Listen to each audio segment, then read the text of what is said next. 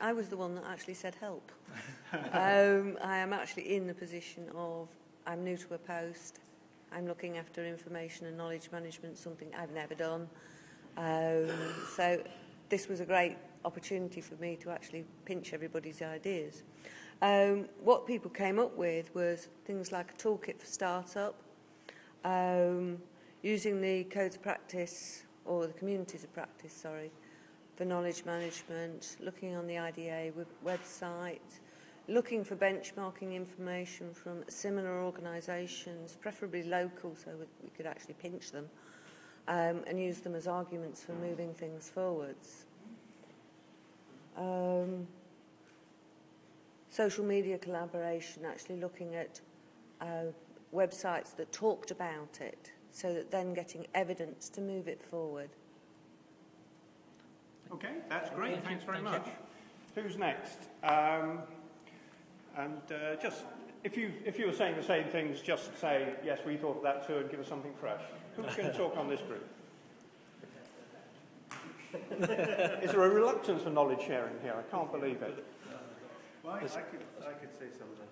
That's great. Not a huge amount, but yes, all of the above. We agreed with all of that. But I think our issue was to actually identify what the business requirement was, because many things are possible through technology. It's just that we would need a clear steer as to what the business required, the types of interaction that were required. So there'd need to be a clear definition of the project before we started. So I think that was one of the key points that we came up with. Okay, and you think your friend would take that as a key point, ask what the purpose of this is? Yeah, absolutely. And it's only once you've got the key business driver that you can then start to construct a business case and work out the costs and what technologies you're going to employ. But to start with the key point of why you need to do something, we thought was absolutely critical. Okay, so here we've got the why before you dive into the how of technology. Who's going to build on that? Oh. Yeah? Hi, yeah, we agreed with actually understanding the business requirements, and we actually went a little bit further to say that you needed to understand the organisation first, what the brief is as well, and also some of the expectations, because sometimes expectations are different to requirements.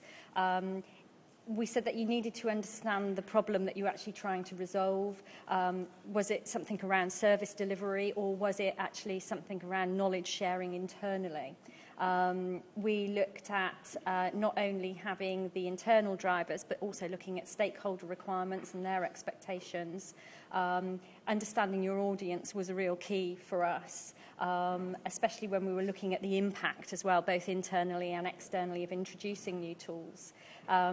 We were concerned about how it would be organised and structured, how it would be managed, how it would be refreshed, how we'd resource it, how we'd keep it fresh, I suppose, is the phrase there.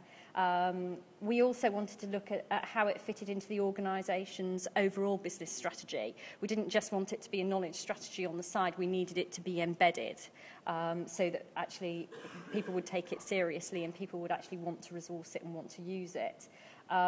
We also wanted to know whether we were sort of using it as an internal transformational tool to get shifts in perspective, in ways of working, or in our culture, or whether it was just something that was outward facing. And we were also looking at it as an as well as, not an instead of. So we said that it was good to keep all of the other media that we would actually have to actually engage with certainly with customers, but also with our internal staff. And I'll stop there, otherwise I'll... Great. Yeah, very rich conversation. So is it getting easier for the groups that haven't reported back yet to come up with something else? Who's coming next? Over here. Yeah. I'll just sort of give a stream of consciousness Sarah. Hello. Just go through the notes from our discussion. So we were talking about sort of embedding it in the culture and the challenges that you might be up against there, and we talked about the importance of showing people the value of social media for their work, so that it's actually a way to access quality, useful information. It's not just a way of sort of frittering away your time when you're supposed to be working. We talked about building trust in these systems and creating an environment that people feel safe in to express themselves and share ideas. And we talked about kind of the fear of media, particularly if there's sort of video or any information sort of getting out of control and going somewhere they don't want it to be comfortable. So it's about protection and governance as to how it's managed. Obviously, there are different applications for social media. So there's the kind of like internally for the business organisation, public-facing to your consumers, are also a way to communicate between different stakeholders who have a common purpose. And the applicability will depend on the organisation and their level of public engagement. We talked about some of the key benefits of social media, enabling you to reduce email and reduce meeting times, which are sort of two big winners probably everywhere. However, there's a need for sort of facilitation and champions to keep these things, keep them fresh and keep them going.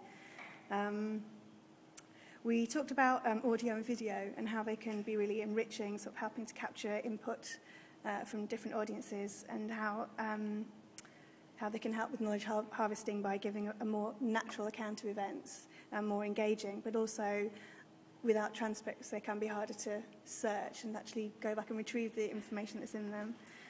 We talked about the need for brokers to sort of bring together the information across different discussion groups to make sure that links are picked up. And also we talked about the private sector probably being further ahead in use of social media, so it can be useful possibly to look to the private sector to see what they're doing. Great, thanks very much. Amazing, right. And that's all just within kind of 20 minutes conversation. So 2 groups to go. Any further thoughts from this group? No? All right. Okay. Most of what has already been said is also what we talked about. Yeah. Sorry, hi. Probably the main things we focused on were the talking and the listening. Certainly that's where we began. And there's a lot of people to talk to. There's people in the organisation who might already be using tools. There's people in the organisation who might have preformed social networks, whether they're using tools or not. There are people externally who are using these tools. There are external knowledge management conferences, such as this one, communities of practice, expertise, my very messy diagram there. One of the big things that we thought was finding out what your manager actually means, what they think they mean, what they do mean, whether they're expecting social media to be suddenly implemented, whether it's internal or external or something else entirely, whether they're just trying to sound impressive, whether there's buy-in for this in the rest of the organisation. That takes us sort of into the organisation generally. We thought it was important to align it with their objectives and priorities, to identify a business need, which someone pointed out wasn't the same thing, to find whether the local objectives and priorities are the same as those, are actually aligned with the whole department,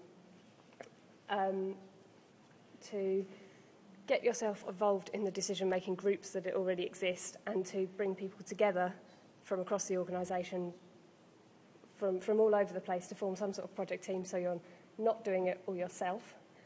And through doing that, you'll find your allies and you'll find your enemies, and you'll know who you need to work with. And then we just talked a little bit about strategy and identifying quick wins, identifying some benefits, showing that it's not necessarily a financial thing to implement social media, that some things are free, some things are available, that there's a lot out there that can be integrated into what already exists. And I think that covers most of what we talked about. Thanks very much. Final thoughts from over here.